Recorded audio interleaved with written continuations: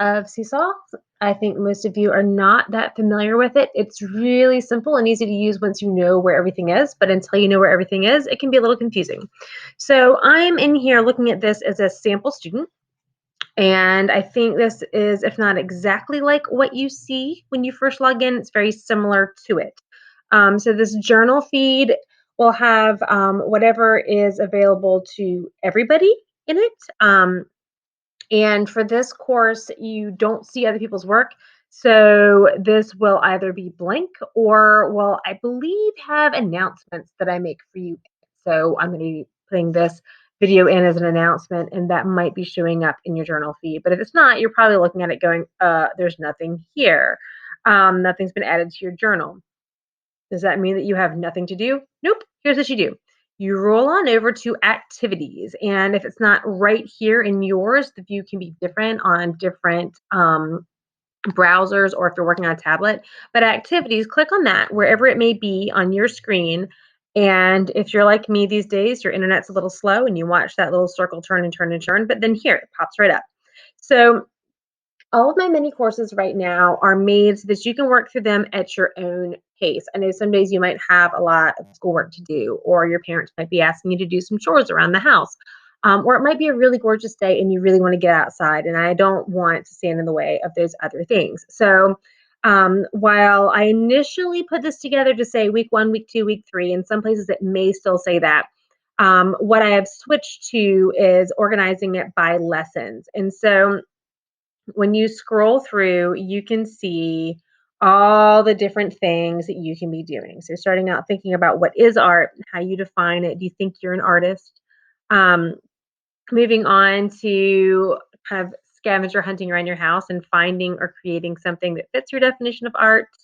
And then we start digging into different artists. So I'm going to scroll all the way down and show you kind of everything in sequence. And this is going to always be there, but whenever you add a response, that activity is going to go away, but you can get it back to do new responses.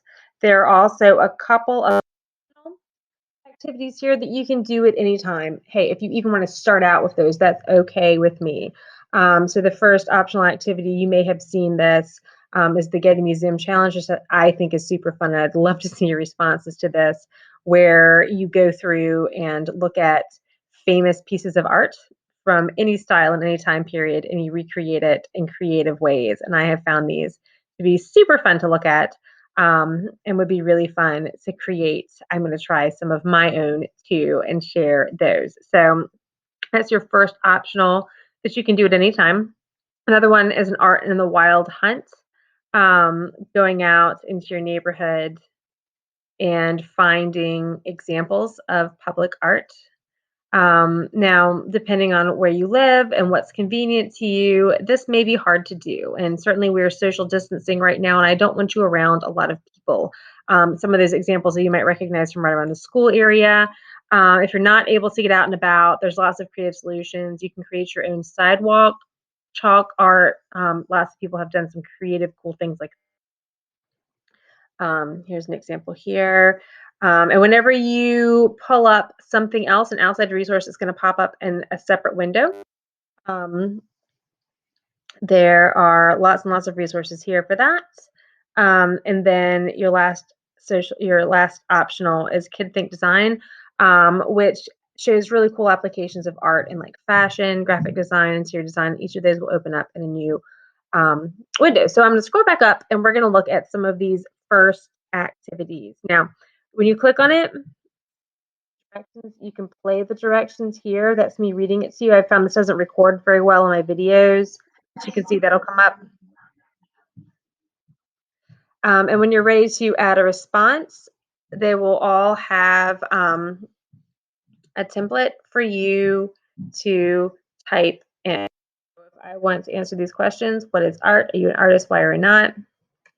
I can just type here, I am an artist because do.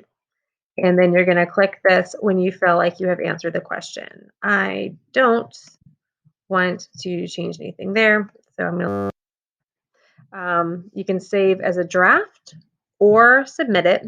This saves it so you can come back and work on it later. This submits it to me, but I'm here because I don't really want to submit an answer to that. I'm not really a student.